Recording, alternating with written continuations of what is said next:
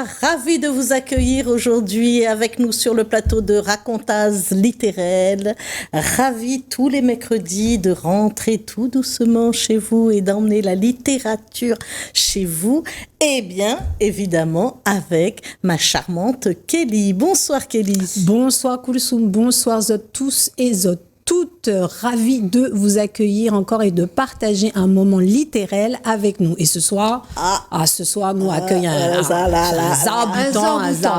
Voilà, t'es marmaille, pour une fois, nous avons un femme écrivain reconnu mondialement tout à l'heure. Nous, ça cause un peu de ça. Fort, voilà. Si, faut pas être modeste quand même. Donc, nous avons le plaisir de recevoir Isabelle Joly. Comment il est, Isabelle? Les biens. Voilà. Bonsoir Isabelle. Donc, Mira Palazzotte un petit peu son parcours, très grand, mais bon, je vais essayer de faire court. Tu réduis. Conteuse, anthropologue, ethnobotaniste, auteur d'albums jeunesse, dramaturge, poétesse, romancière. Et en plus, en 2014, vous recevez la médaille de chevalier des arts et des lettres, un grand nom. Et à ce que j'ai vu, vous avez commencé à écrire en 1987 le premier ouvrage, le poème Soleil. C'est pour ça que nous la mettons à nous. Voilà. On a fait un raccordement littéraire. Le soleil. Donc, c'est quand même une longue carrière et merci pour cette longue carrière. Alors, j'ai vu énormément d'écrits dans les magazines, les romans, tout ça, et aussi des récits de voyage. Peut-être que j'avais moins insisté tout à l'heure pour la présentation, les récits de voyage. Voilà, en gros. Bref, j'étais bref, Kelly. Oui, très bref, parce que tu as dit l'essentiel. Exactement, parce qu'on ne peut pas résumer en 20 minutes la carrière de Madame Joly. Ça, c'est pas possible. Par contre, moi, j'aimerais quand même cause sur une formation de ethnobotaniste. Alors, est-ce que vous pouvez nous dire un peu en quoi ça consiste? Parce que ça a un tri quand même. Ethnobotaniste. Une affaire de ethnie, les plantes, la nature. Expliquez-nous un peu. Alors, donc, moi, les ethnologues, anthropologue. Parce qu'ethnologue, c'est les autres cultures. Anthropologue, c'est les cultures des petits groupes sociaux. Et donc, moi, la passion à moi pour les plantes. Et moi, la commencé sur l'usage des plantes traditionnelles à Petite-Île. Parce que moi, je suis de Petite-Île, donc du sud. Et donc, moi, j'y vivais dans un milieu rural.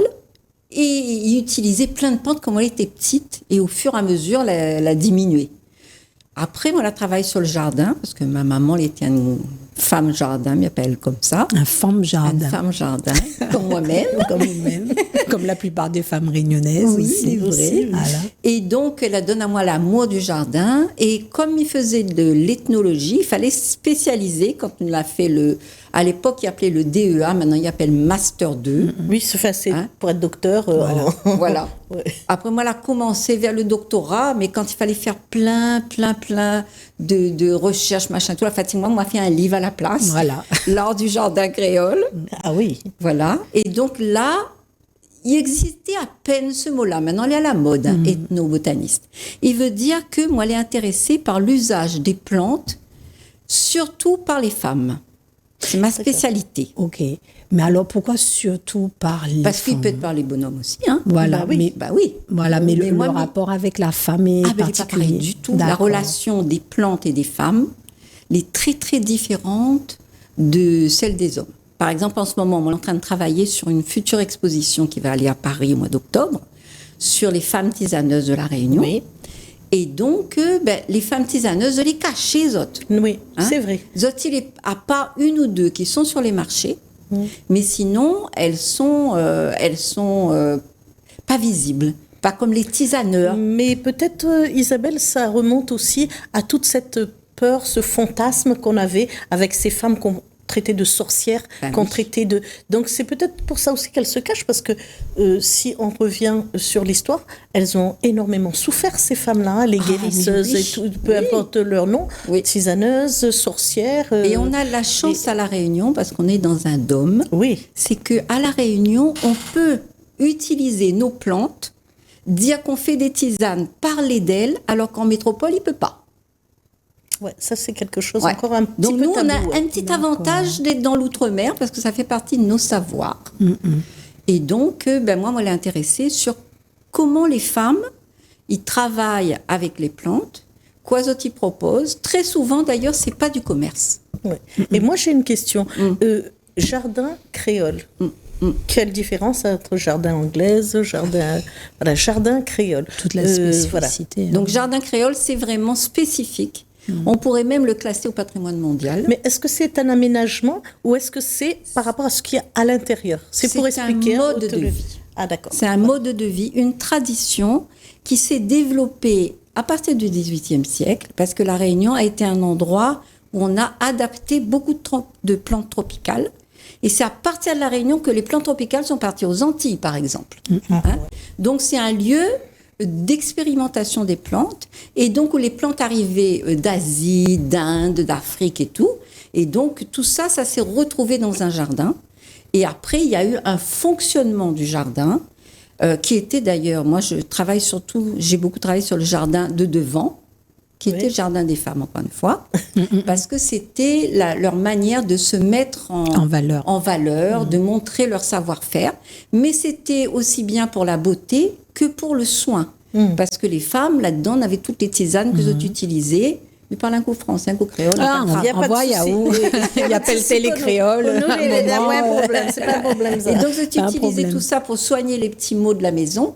Parce qu'avant, il emmenait chez le médecin quand vraiment il était grave. Sinon, les femmes y occupaient. Oui. Et puis, en même temps, elles s'occupaient entre voisines et tout, elles s'entraidaient et tout ça.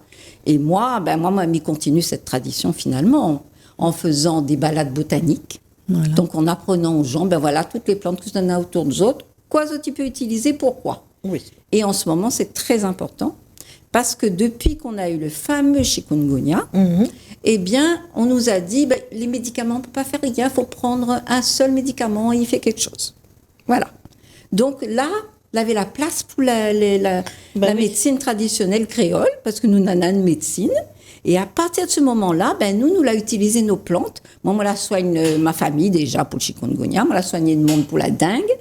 Moi, la moins soignée pour le Covid, parce que le Covid, tout le monde a pris en ferme azote, mais c'est les mêmes soins finalement. Et puis le Covid, il y avait aussi la peur. Oui. La mettre à nous dans une espèce de peur que même les médicaments ordinaires, on va dire, nous faisaient peur. Oui. Donc, alors, avec...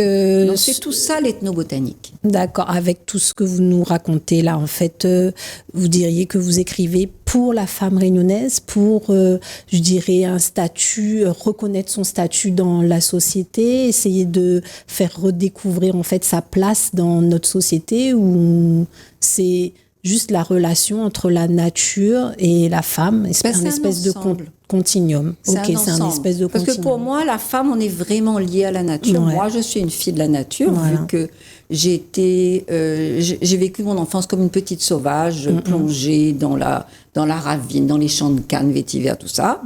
Et donc, ce lien avec la nature est particulier aux femmes. Et en même temps, les femmes, elles ne sont pas mises en valeur. Elles ne se mettent pas en valeur non plus. Oui, donc moi, ça fait partie aussi de mon projet, qui est de mettre les femmes créoles en l'air. Voilà. Et en même temps, c'est vrai que je suis maintenant en relation avec des femmes des autres d'hommes. Oui, on a vu aussi des Africaines. Dans un groupe de femmes africaines. Et en même temps, des autres d'hommes, parce que je fais partie d'un groupe qui s'appelle... je ne sais pas le terme exact, c'est sur les savoirs indigènes. Voilà. Et donc, à La Réunion, on a fait partie de ce travail qui a été fait.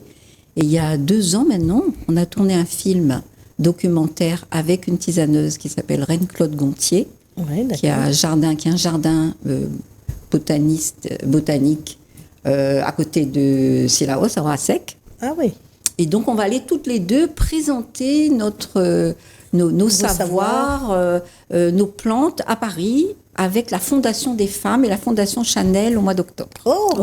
Dis donc. Oui. Donc, ils sortent un peu, là. Oui, mais franchement, là, c'est les bien, parce que, voilà, dans l'Hexagone, il y a une espèce de reconnaissance, justement, de ce savoir ancestral que les femmes des DOM issus de des différents pays, donc sont capables de mettre en l'air, quoi, pas tout le temps dans l'hexagone. Là, le mouvement change. Voilà, c'est les DOM qui apportent quelque chose. À Paris, tout ça. Voilà, et ça c'est bien ça. Oui, c'est vraiment chouette. Je suis très très heureuse. Un porte-parole, quoi.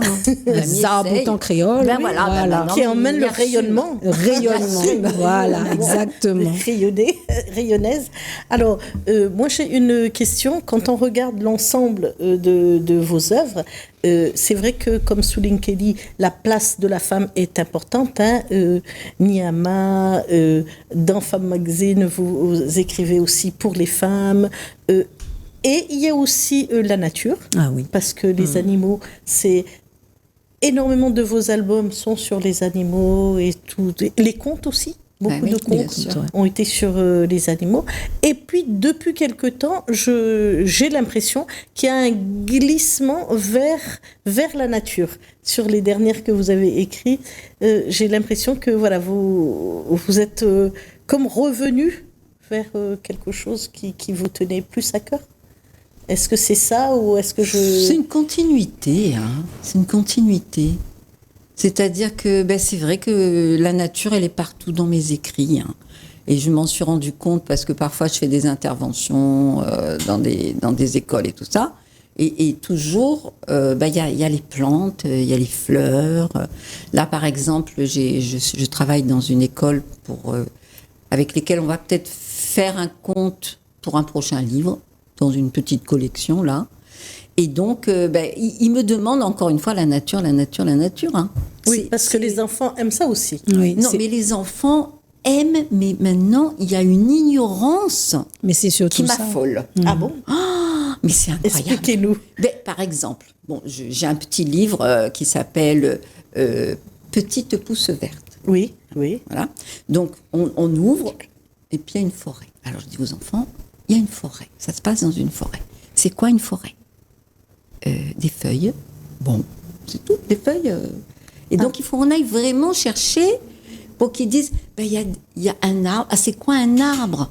Donc, on part vraiment d'un b.a.-ba, mais je ne m'y attendais pas parce que c'est de plus en plus b.a.-ba, quoi.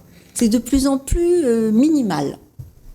Et donc, au fur et à mesure, alors comment ça pousse une plante? Mais alors là, c'est je prends une feuille, je la mets dans la terre, bien sûr. Demain matin, d'ailleurs, j'interviens à Bras-Panon avec une classe, avec ce petit livre-là. J'ai apporté des graines pour qu'ils voient justement la diversité des graines, parce que je suis une collectionneuse de graines, comme de feuilles, comme de fleurs et tout. Et donc, ça ne m'étonne pas. Je leur ouvre ce monde-là. Et c'est merveilleux parce que, au fur et à mesure, j'ai vraiment l'impression que leurs yeux s'éveillent, que leur âme se remplit de la beauté du monde dans lequel ils vivent. Parce que fondamentalement, moi j'ai écrit les contes de la Réunion pour ça, pour dire regardons la beauté que nous avons. Les contes et les albums, parce que ce soit Gecko, Tortue et tout ça, Titang, voilà, les tortues, tout ça. Voilà. Oui, c'est tout ce qui est autour de nous. Et quand moi j'étais petite, puisque donc cette année, je le dis parce que j'en suis très fière, je fête mes 70 ans. Oh, bravo. Bravo, mais vous ne les faites pas. Non, je m'entretiens avec la nature. Je vois ça. Secret de jouvence. Voilà. Et donc, quand j'étais petite, on n'avait pas de jolis contes pour rêver. On n'avait que des contes pour faire peur. Et je m'étais dit, quand je suis grande, j'écrirai des contes pour que les enfants de la Réunion connaissent, découvrent ces merveilles. Et nous avons tellement de beauté. Moi, je m'émerveille encore tous les jours de la beauté dans laquelle on vit ici, de la paix dans laquelle nous vivons. Et nous ne rendons pas suffisamment compte de la chance que nous avons. Sur un petit caillou comme ça. Mais un petit caillou bien vert, bien sacré, bien vivant, bien joli, bien chargé d'amour, d'amitié. Et d'histoire. Voilà, donc je fais la petite transition avec ce livre-là, Nyama, Princesse esclave. Donc là, en fait, dans ce livre-là, vous nous proposez en fait un relationnel avec le Sénégal. Oui. Voilà, parce que forcément, il y a une histoire commune. Sénégal, esclavage, la Réunion. Et puis j'étais au Sénégal 2 fois. Voilà. Et surtout, j'ai descendu le fleuve Sénégal, sur lequel descendaient les bateaux d'esclaves. Voilà. Et quand je suis allée sur ce fleuve, j'ai ressenti cette émotion. Ça devait être terrifiant de se dire évidemment. Voilà, je descends, je sais pas où je vais. Je sais pas où je vais Je et sais pas surtout où je on vais. m'a pas demandé et vous avez aussi visité le petit couloir là, je sais plus son nom, quand il partait. Alors je sais pas si c'est au Sénégal, la porte de Gorée. Voilà, l'île de Gorée, là où justement on prenait les esclaves. J'ai écrit d'ailleurs une nouvelle là-dessus qui s'appelle La porte de non-retour d'ailleurs. Dans Réunionisme. Et c'est vrai qu'à Gorée, je ne suis pas allée voir le lieu où étaient les esclaves. Vous savez pourquoi? Apparemment, parce c'est que chargé. c'est pas vrai. D'accord. Pourquoi? C'est une création. C'est une création. Ah oui. C'était pas ça du tout. C'était pas comme ça. Mais c'est une histoire qui correspond à une réalité de l'époque et qu'on a voulu partager. Et donc, on a chargé ce lieu. Moi, j'ai été au musée de la femme. Ah oui. Ah ben voilà. Quand ça nous tient, ce sujet sur la femme, on pourrait vraiment le décliner. Ah oui. Et dans pour n'importe rappeler quel pour pays. Niama, sur Niama, à Saint-Pierre, près du pont, je crois. Oui, il y a une petite plaque tellement pas mise en valeur. Tellement pas mise en valeur pour cette princesse. Trop triste. Mais voilà, c'est quand même quelque chose qui est ancré, bien ancré chez nous. Hein. Voilà. Mais parce que son fils était connu. Si son fils n'avait pas été connu, on n'aurait pas connu l'histoire de Niama, même si dans le musée de la Compagnie des Indes, où j'ai été à Port-Louis, il y a toute une plaque sur Niama. Ah. Ouais. Et quand j'y étais il y a 3 ans, il faisait une conférence sur le café à l'île Bourbon, parce que c'est pas avec la canne à sucre qu'on a importé les premiers esclaves, mais avec le café, avec la Bourdonnais. Et Niama est arrivé avec le gouverneur de la Compagnie des Indes qui a remplacé Maé de la Bourdonnais. C'est le gouverneur d'après. Et lui, il était déjà gouverneur de la Compagnie des Indes au Sénégal et il s'était occupé déjà des achats d'esclaves. Et c'est comme ça que Niama est arrivé dans le bateau avec lui. Et puis on a cet ancrage au niveau de notre île, vu que c'est en français et en créole. Oui. Voilà, une volonté là encore de mettre notre culture en l'air. Voilà, donc ça c'est la traduction de Céline Huette, parce que moi je parle pas trop mal le créole. D'ailleurs, on salue Céline. Céline qui à chaque fois traduit mes livres en créole. Donc le premier de cette collection s'appelait... comment il s'appelait? Éloi Jules Lenon, le préfet noir. D'accord. Qui était en bilingue aussi. Et voilà. Et là, on a la partie créole. Voilà la partie créole. Et j'attends la publication du 3e et peut-être dernier de la collection, puisque c'est une collection de ce qu'on appelle des albums biographiques. D'accord. Avec toujours le trio, donc vous, Vitry, Florence Vitry et Céline Huette. On va faire le même trio. On va y arriver. Un trio de forme, quoi, encore. Non, mais je choisis pas. Oui, mais ça y poursuit à où, ça? Non, ils suivent à moi. Ils suivent à où? Oui, ils précèdent à moi, mais ils ne connaissent pas. Voilà. Alors, je ne sais pas si tu as eu le temps d'apporter quelque chose qui te caractérise. Et donc, voilà. On arrive au moment où il faut en parler un peu. Parce que nous cause, mais le j'ai temps pensé passe. au dernier moment, puis je me suis dit, mais ça me caractérise bien. Alors parce que j'ai une collection d'éventails. Oh! Une collection d'éventails que j'ai ramené du Sénégal, que j'ai ramené de Tahiti.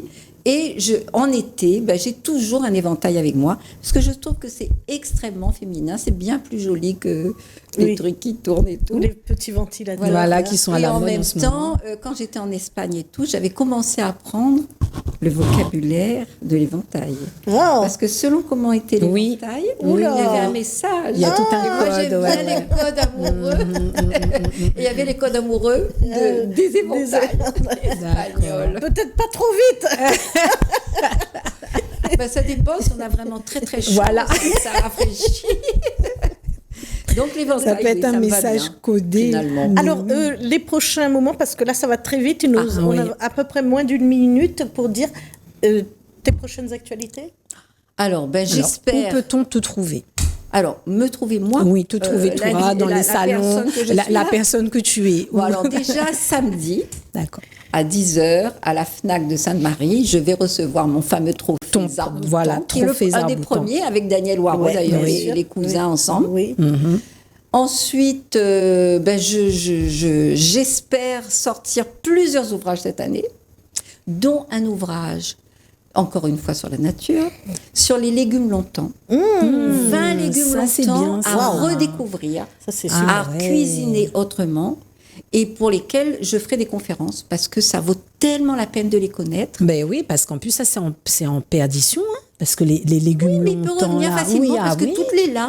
Ah oui, mais nous ne connaissons pas les légumes longtemps. Oui. Kelly, alors on va se dire au revoir. Déjà, oui.